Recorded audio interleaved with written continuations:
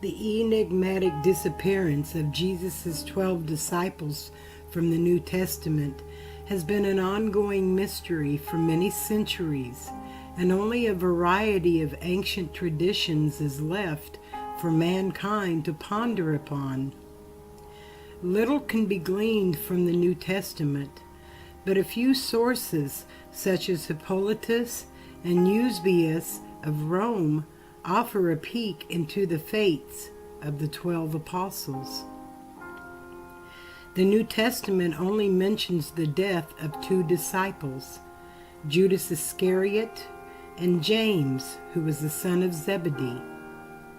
The details of what happened to the other 10 disciples are based upon the writings of the early Christian historians.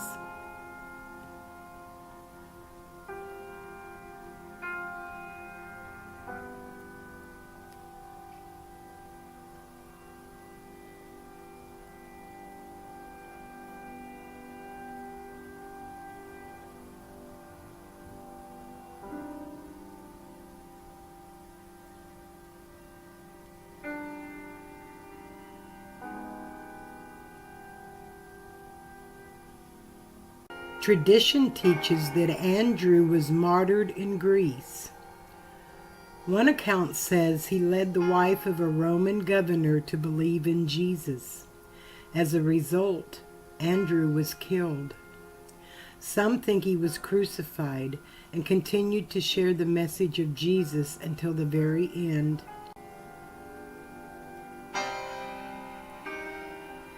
Bartholomew, also known as Nathanael, was flayed alive and then beheaded according to the ancients. He spread the gospel of Jesus in India and Armenia, which is present-day Armenia, eastern Turkey, northern Iraq, northwestern Iran. Some believe that present-day Baku on the Caspian Sea may have been the location of his martyrdom.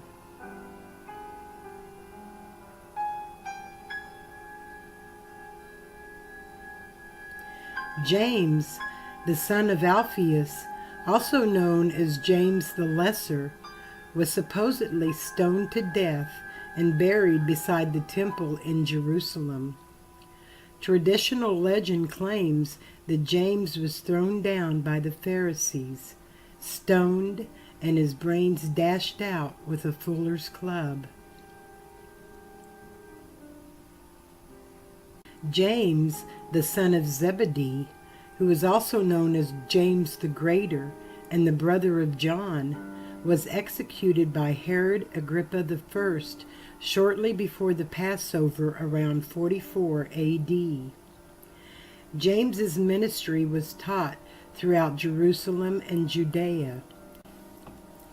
Some legends attribute his evangelical endeavors led him to Spain as well. John was the brother of James and the son of Zebedee, and one of the only disciples to experience a natural death around a conjectured date of 100 A.D. His teachings of Jesus took him throughout Jerusalem, Ephesus, which is present-day Turkey, and most of Asia Minor. John was banished to the Isle of Patmos, which is a present-day Greek island in the Aegean Sea, by either Emperor Nero of Rome or Domitian of Patmos, and it was there that the book of Revelation was revealed to him.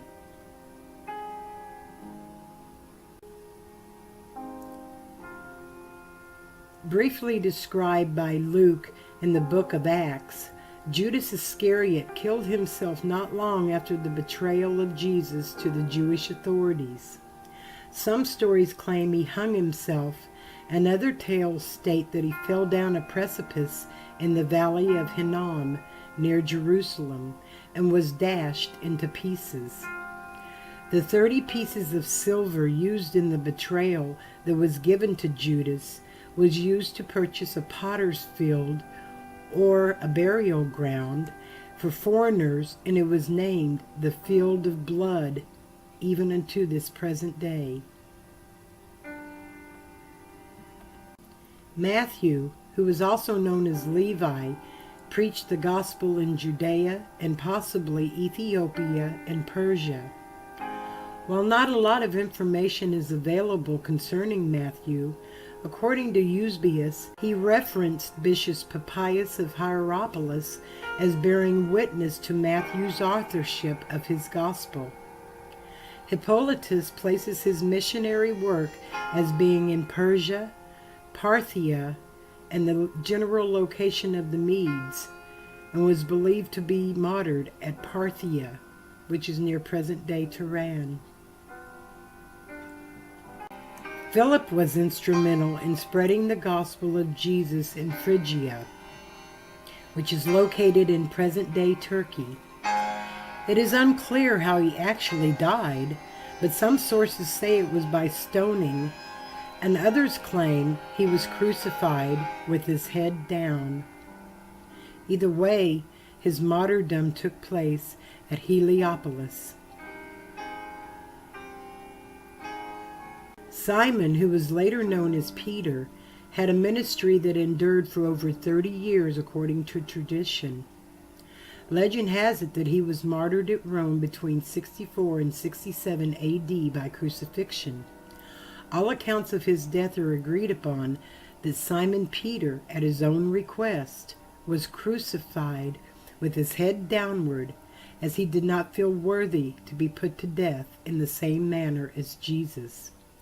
Later traditions claim that St. Peter's in Rome was built over his grave.